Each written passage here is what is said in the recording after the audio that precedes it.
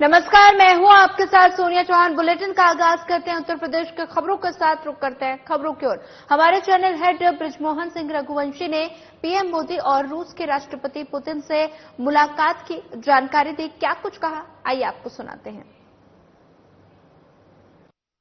प्रधानमंत्री श्री नरेंद्र मोदी जी की 2 दिवसीय रूस यात्रा का आज समापन है और 2 दिन में उन्होंने खासतौर से कई ऐसे काम किए जिसको मैं बता सकता हूं जो देश हित में हैं। कल उन्होंने एक अनौपचारिक मुलाकात की जिसमें उन्होंने डिनर किया साथ में पुतिन जी के साथ, और देश में खासतौर से भारतीय जो लोगों के प्रति जो उनकी भावना थी, खासतौर से क्योंकि रशिया और भारत के रिश्ते आज नहीं लगभग 50 वर्ष पुराने हैं, और इसी रूप में कल उन्होंने सबसे पहले राष्ट्रपति जी ने उनको अपने आवास पे बुलाया, जो उनका सरकारी आवास है, वहां पे उन्होंने उनके साथ भोजन किया। और उन्होंने, हालांकि आप समझ सकते हैं भोजन पे सिर्फ भोजन की बातें नहीं होंगी क्योंकि वो 3 से 4 घंटे वहां तक थे, तो उन्होंने तमाम वो जो मुद्दे जो आज उठने वाले हैं औपचारिक रूप से वो उन्होंने उस पर कल डिस्कशन भी किया। आज प्रधानमंत्री मोदी जी ने सबसे पहले तो रूस में रहने वाले भारतीयों के साथ उन्होंने इंटरेक्शन किया, और आप देख सकते हैं कि ये वो हॉल है जहां पे उन्होंने इंटरेक्शन किया था। इसी जगह इन्होंने यहां पे आप देखिए कि किस प्रकार से उन्होंने आज लोगों से बातचीत की, और पूरा खाचाखाची पूरा हॉल भरा हुआ था और उन्होंने बातचीत की, और उन्होंने लोगों के साथ यहां पे ये डिस्कशन किया कि खास तौर से कैसे, और जो उत्साह दिखा प्रधानमंत्री जी के लिए लोगों के बीच में, ऐसा लग रहा था कि हम भारत में ही हैं यहां पे। और कहीं ना कहीं हम जो रिश्ते हैं भारत और रूस के, शायद वो इसीलिए है क्योंकि यहां भारतीयों को इतना वो उनका जिस प्रकार से उन्होंने संबोधन के दौरान कई बार उन्होंने प्रधानमंत्री मोदी जी के जयकारे लगाए, वंदे मातरम के उन्होंने जयकारे लगाए, भारत माता की जय के उन्होंने कई बार उन्होंने बोला, और अपने खासतौर से देश के लिए उन्होंने बात कहा कि मोदी बहुत जरूरी है, मोदी है तो मुमकिन है, इस तरह के भी नारे उन्होंने लगाए। ये लगता है कि खासतौर से रूस में रहने वाले भारतीयों को किस प्रकार से कभी भी उनको ये माना जाए कि अगर उनको ये कभी भी अपने आप को ये नहीं समझते कि खासतौर से रूस के अंदर उनको किसी प्रकार की कोई समस्या हो सकती है, क्योंकि उनको लगता है कि उनके पीछे नरेंद्र मोदी जी हैं। और जब आप एक विश्व के सबसे बड़े डेमोक्रेटिक देश के प्रधानमंत्री तीसरी बार बनते हैं लगभग 60 वर्षों के बाद, तो ये ताकत और बढ़ जाती है। और इसीलिए खासतौर से लोगों में बहुत उत्साह दिखा, और जिस तरह से जो जोश, और कई लोग ने ये तक यहां पे हूटिंग के दौरान जब वो संबोधन कर तो हूटिंग कर रहे थे, तो उन्होंने बोला कि प्रधानमंत्री जी के लिए, उन्होंने जब प्रधानमंत्री जी ने बोला कि विश्व कप को आप लोगों ने उसके लिए खुशियां मनाई होंगी विश्व कप जीतने पर, तो उन्होंने बोला हमने 4 जून को भी खुशियां मनाई थी। तो लोगों ने बार बार कहीं ना कहीं प्रधानमंत्री मोदी जी को यह बताना चाहा कि हम आपके साथ खड़े हैं और आप जिस प्रकार से हमारे पीछे खड़े हैं, क्योंकि विश्व के तमाम ऐसे देशों में भारतीय इतने संख्या में हैं कि उनको एक आत्मबल मिलता है अगर हमारे प्रधानमंत्री अगर उस देश में जाते हैं। और ऐसा ही कुछ रूस में हुआ, और अभी पुतिन जी के साथ जो बैठक हो रही है उस बैठक में खासतौर से कई मुद्दों पर चर्चा हो रही, जिसमें कच्चे तेल को लेकर सबसे बड़ी बात है, क्योंकि आपको बताते चले कि जब यूक्रेन वॉर हो रहा था तो कई देशों में जो पेट्रोल के दाम से बढ़ गए थे, लेकिन हमारे देश में वो दाम नहीं बढ़े। क्यों? क्योंकि रूस के साथ, भारत के साथ बहुत अच्छे रिश्ते हैं, उनके साथ हमारे जो बिजनेस प्रोस्पेक्ट्स हैं उसके चलते हमें काफी सस्ते दरों पर तेल हमें उपलब्ध हुआ था, और इसी के बाद से भारत में कभी उसका कोई इन्फ्लेमेशन नहीं आया, कोई बहुत बड़े रेट यहां नहीं बढ़े, और उसी को लेकर प्रधानमंत्री जी बात कर रहे हैं। खासतौर से छात्रों के लेकर के भी बातचीत हो रही है, और कुछ ऐसे भारतीय जो फंसे हुए थे जिनको युद्ध में इस्तेमाल किया गया, उनको भ्रमित करके लेकर के उनको लेकर के भी प्रधानमंत्री जी बातचीत कर रहे हैं। और तमाम ऐसे क्योंकि उनके साथ विदेश मंत्री एस जयशंकर जी भी हैं, उनके साथ एनएसए अजीत डोभाल जी हैं और उनकी पूरी टीम है। तो हम कह सकते हैं 2 दिवसीय दौरे पे 1.5 अरब भारतीयों के लिए तो जो बात होगी, उसके अलावा रूस में रहने वाले जो भारतीय उनको लेकर के भी तमाम ऐसी बड़ी बातें, जिसमें एक बात उन्होंने खासतौर से और कही कि 2 कॉन्सुलेट्स भी खुल रहे हैं रशिया में, और इसके बाद अब ब्रिक्स में आमंत्रित किया है पुतिन जी ने, जो अक्टूबर में होना है, और उसके लिए, और इसके अलावा साथ में प्रधानमंत्री जी ने यह भी आज जिक्र किया कि यूक्रेन वॉर को लेकर शांति बहाली होनी चाहिए। यह अपने आप में एक बड़ी बात है कि विश्व के इतने बड़े देश रशिया में, जब खासतौर से जो किसी भी देश का अभी कोई बात नहीं मान रहे, जितना उनके ऊपर जितने भी सैंक्शंस भी लगाए गए, लेकिन भारत के साथ जो उसकी मित्रता, जो रिश्ते हैं, वो भारत की किसी भी संवेदना को उसी प्रकार स्वीकार करता है।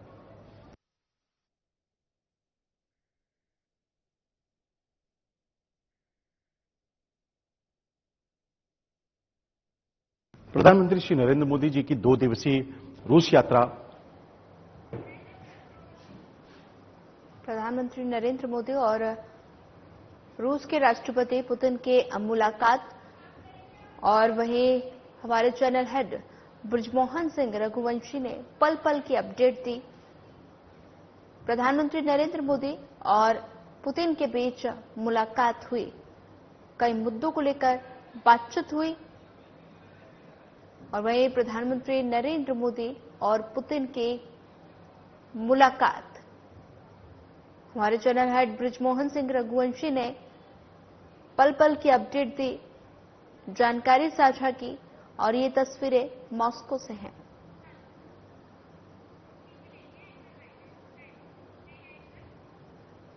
मॉस्को दौरे पर पहुंचे हमारे चैनल हेड बृजमोहन सिंह रघुवंशी ने रूस में मौजूद भारतीय समुदाय के लोगों से भारत रूस के संबंधों पर चर्चा की। आइए आपको भी सुनाते हैं इस बातचीत में क्या कुछ खास हुआ। So as you can see just now, the Prime Minister Modi has finished up with the interaction with the Indian community in Russia, and there was a huge crowd in the hall where he interacted and he explained many things what he did in last 10 years, and of course, and he also mentioned that after 60 years he is the only Prime Minister who has resumed the third time. And we have many people over here where from the Indian community, and we would like to have them ask their views. Sir, आज प्रधानमंत्री जी ने आज आप सबसे interact किया Moscow में, खास तौर से जबरदस्त उत्साह दिखा। आपका क्या शुभ नाम है, आप कहां से हैं और क्या कहना चाहेंगे आप? मेरा नाम साधु प्रियदास है और मैं इस्कॉन संस्था को रिप्रेजेंट करता हूं मॉस्को में।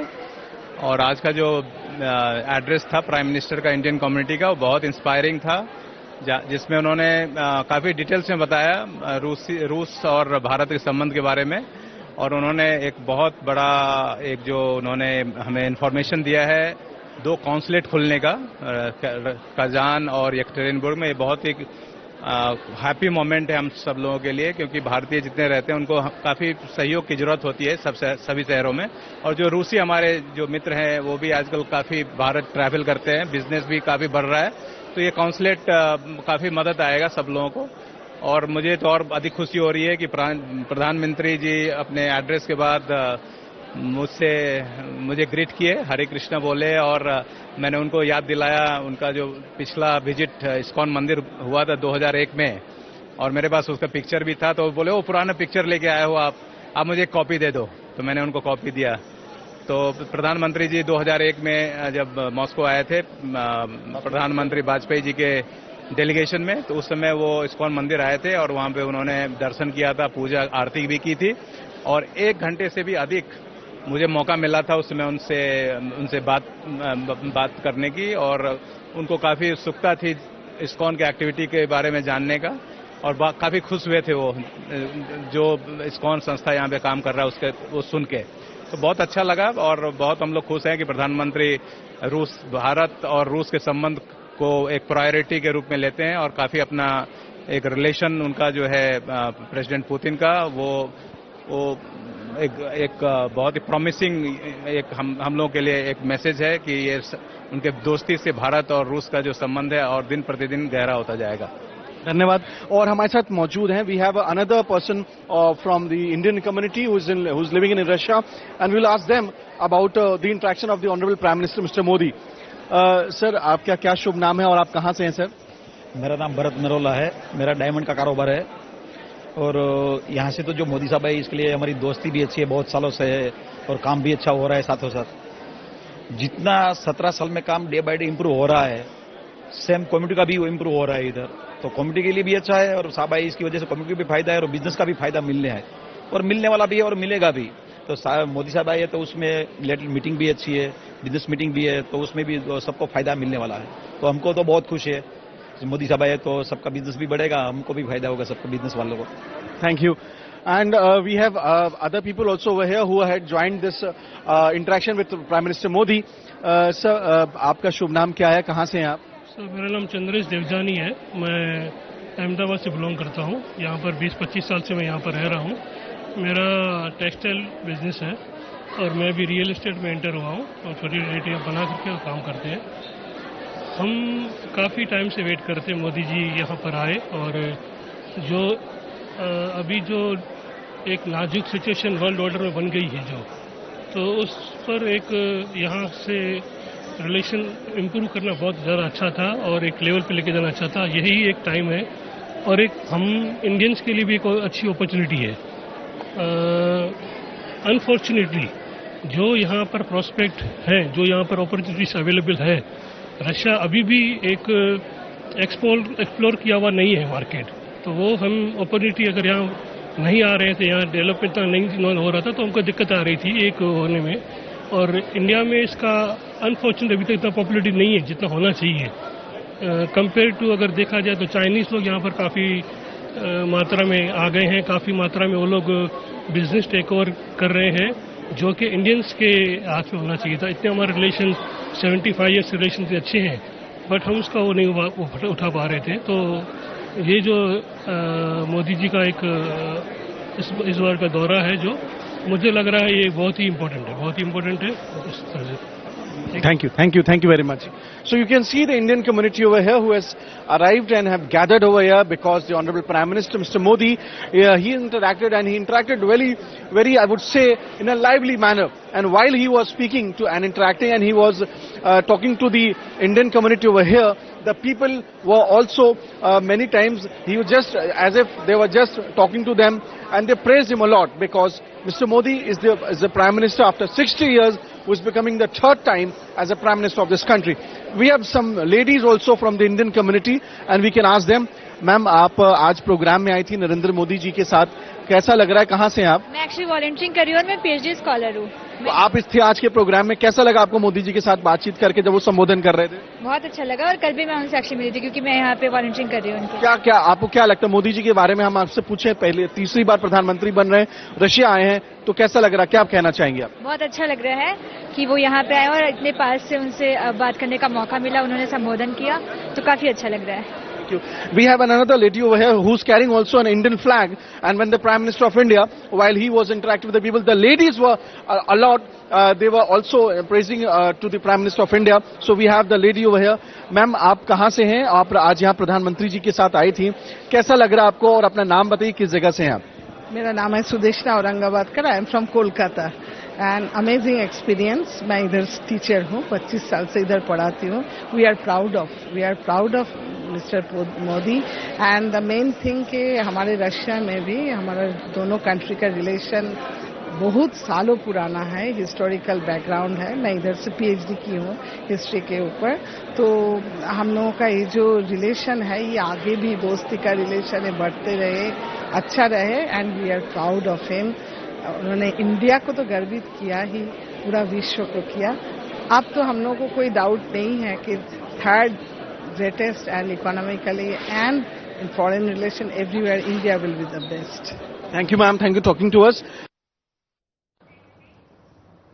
प्रधानमंत्री नरेंद्र मोदी ने मॉस्को में आयोजित एक कार्यक्रम में रूस में भारतीय समुदाय के साथ बातचीत की। समुदाय के सदस्यों ने विशेष गर्मजोशी और स्नेह के साथ उनका स्वागत किया।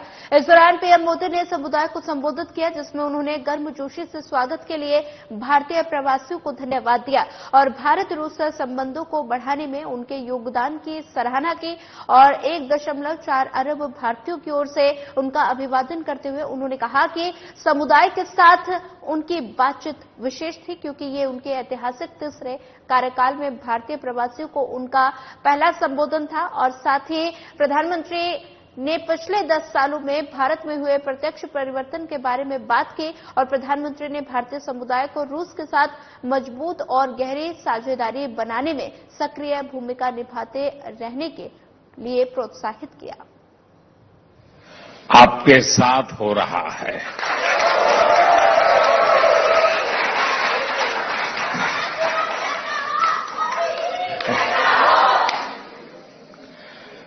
वैसे साथियों, आज 9 जुलाई है और आज के ही दिन मुझे शपथ लिए पूरा 1 महीना हुआ है।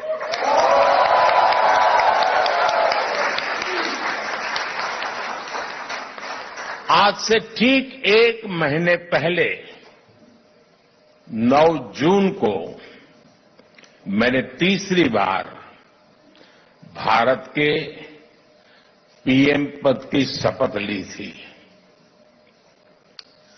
और उसी दिन मैंने एक प्रण किया था। मैंने प्रण किया था कि अपने तीसरे टर्म में मैं 3 गुनी ताकत से काम करूंगा।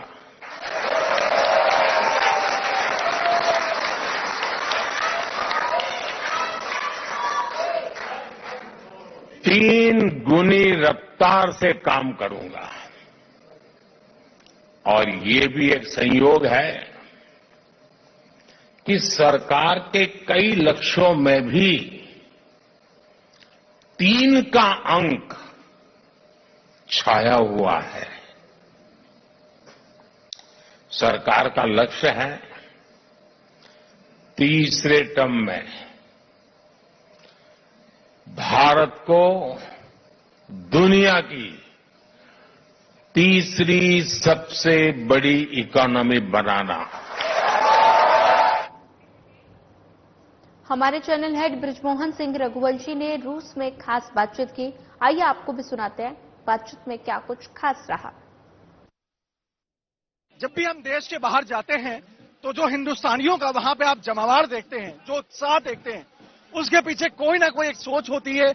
वहां के भारतीय जो कई वर्षों से वहां पे मौजूद हैं, वो उसके पीछे होते हैं। और वो उन्हीं में से एक आज हमारे साथ एक शख्स मौजूद है जो रशिया में आप भारतीय लोगों का उत्साह देख रहे हैं, उनमें से एक है यहाँ पे जो हमारे साथ मौजूद है। सर, यहाँ पे सर अपना शुभ नाम बताइए सर, और आप यहाँ कब से हैं रशिया में? मेरा नाम सैमी मनोज कोटवानी है। मैं पिछले 35 साल से मॉस्को में हूँ। सर, आज मैं देख रहा हूँ रशिया में इससे पहले मैं पहले भी मॉस्को आया, लेकिन जिस प्रकार से प्रधानमंत्री श्री नरेंद्र मोदी जी के लिए तीसरे कार्यकाल के बाद से जो उत्साह रशिया में दिख रहा है वो मुझे अन्य देशों में बहुत कम देखने को मिलता है। क्या कहा जाए, क्यों ऐसा यहाँ संभव हो पा रहा है? जैसे आप जानते हैं, मोदी जी ने मॉस्को को चुना है पहली विजिट के लिए, तो बायलैटरली ये उनकी पहली विजिट है। और रशिया चाहती थी और रशिया जानती थी कि सबसे अच्छे मित्र तो हमारा इंडिया है, और मोदी जी ने उसको प्रूव कर दिया। तो उसके बाद तो पूरा मीडिया उनके साथ लगा हुआ है और ये बहुत बड़ी वायरल न्यूज हो गई जब से मोदी जी ने रशिया को चूज किया यहाँ पे आने के लिए।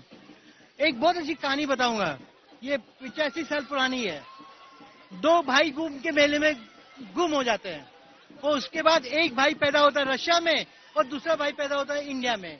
जो भाई पैदा होते हैं रशिया में उसका नाम है व्लादिमीर पुतिन, और जो उसके भाई हैं वो है नरेंद्र मोदी। ये एक बहुत बहुत पुराने भाई लोग हैं। इनकी सोच, इनकी चाल सब एक जैसी है। पॉलिटिक्स में 2000 में आए थे, बीच में 2 महीनों का फर्क है कि पॉलिटिक्स में आने का। 2024 में ये लोग दोनों फिर से इलेक्शन जीत गए हैं, राइट।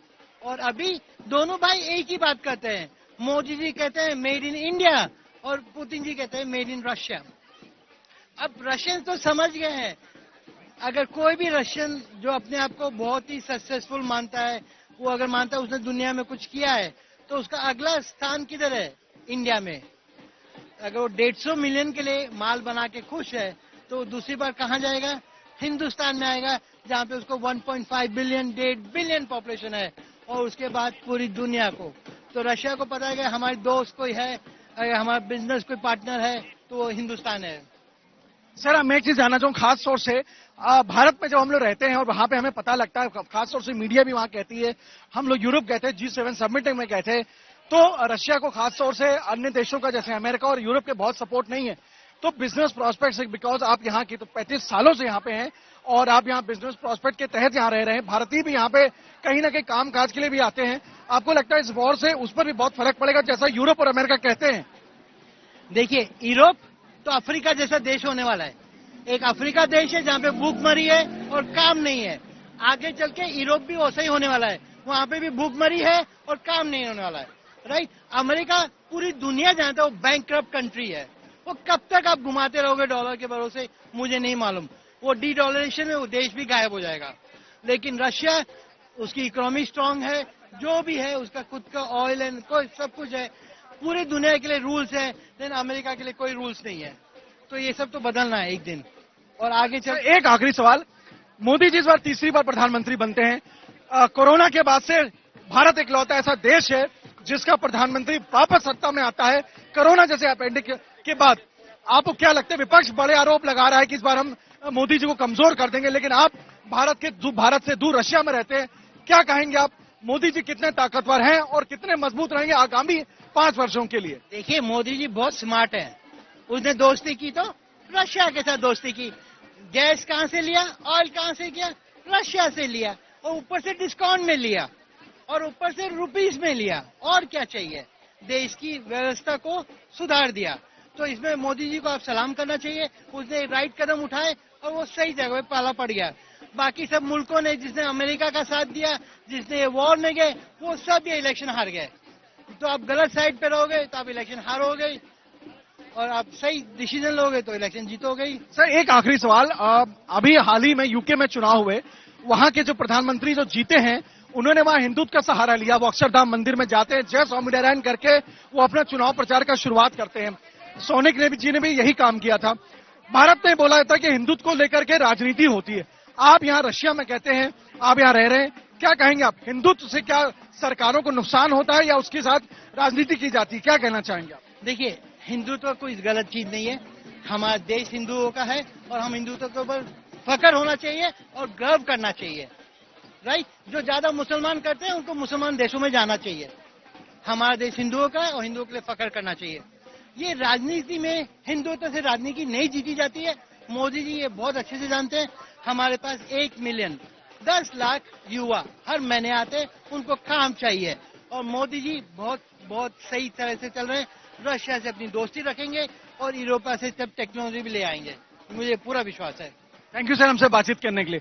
तो ये थे यहाँ के एक सम्मानित भारतीय जो लगभग 35 वर्षों से यहाँ पे हैं, और आप देख सकते हैं जो ये हुजूम उत्साह है, उसके पीछे ऐसे लोगों का ही हाथ है। ब्यूरो हेड सपना चारण के साथ मैं बृजमोहन सिंह रघुवंशी, साधना टीवी के लिए। दिल्ली में विदेश सचिव ने पीएम मोदी के दौरे को लेकर स्पेशल ब्रीफिंग की। क्या कुछ कहा, आइए आपको सुनाते हैं।